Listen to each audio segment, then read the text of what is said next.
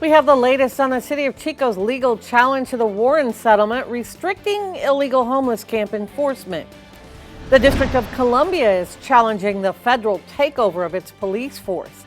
And Orville police say they're seeing a spike in drivers under the influence. We'll have the latest on arrests.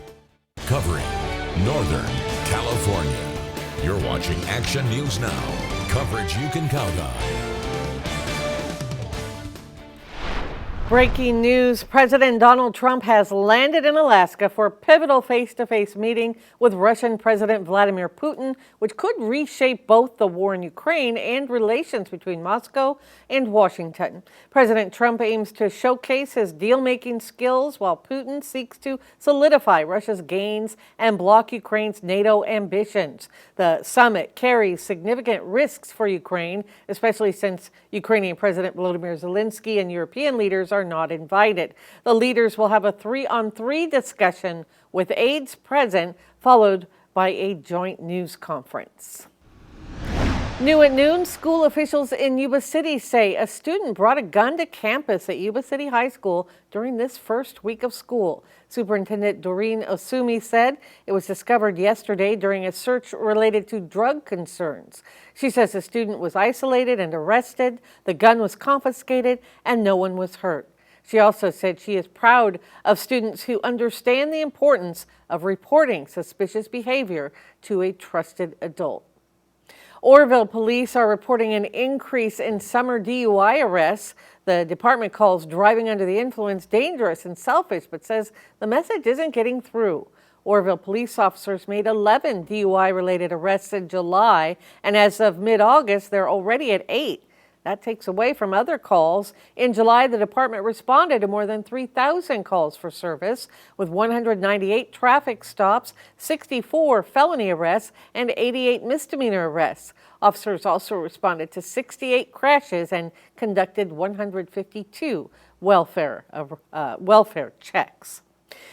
A heads up for drivers. Work continues today on the Roundabout at South Avenue and Highway 99 in Tehama County. 24-hour one-way traffic control will be in place. You can expect delays. The project designed to improve traffic flow and reduce accidents in the area. That work starts at 3 p.m. today and runs through Monday at 6 a.m. This is a live look out from the Girard Ridge Alert California camera with beautiful Mount Shasta there in the distance. A pretty hot day on tap for this Friday. We check in with Court Klopping for the very latest. Yeah, temperatures, Linda, trending up today compared to yesterday, and they're projected to end up above average heading into this afternoon. But as that title you just had in front of you mentioned, we do have some big changes on tap for that weekend. And here's the view outside right now to the west across Tehama County. From the East Los Molinos camera, you're seeing plenty of sunshine overhead for today.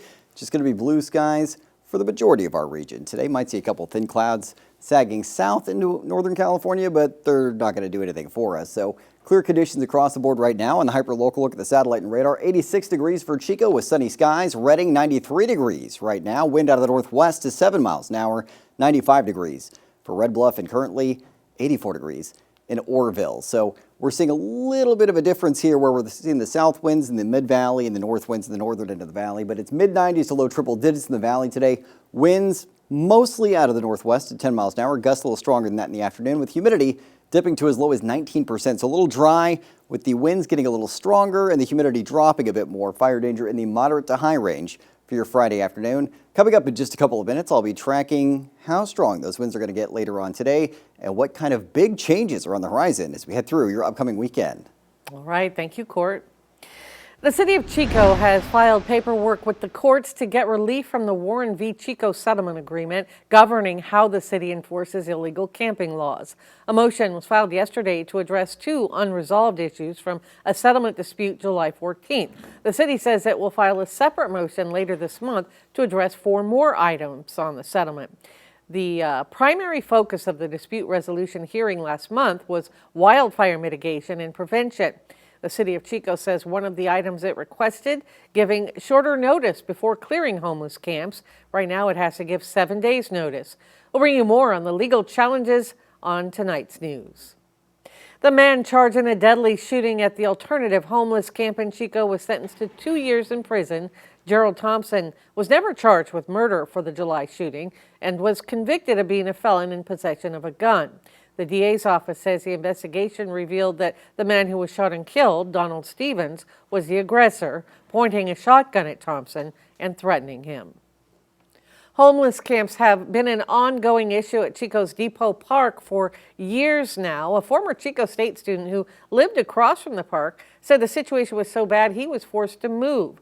Daniel Mall told us he moved to Chico last summer to study business, but after his house got broken into by homeless people, he decided to leave town and continue his education elsewhere. It felt like demoralizing. It felt like I couldn't feel safe in this college town that less than a year ago I had, thought so highly of. Chico Public Works Director of Operations and Maintenance, Eric Gustafson, says Depot Park is currently closed for maintenance and environmental recovery. He says he understands the frustration of having to deal with the issue and that the city is doing what it can to resolve it. Police helped with a large-scale cleanup of illegal dumping and homeless camps in the city of Anderson.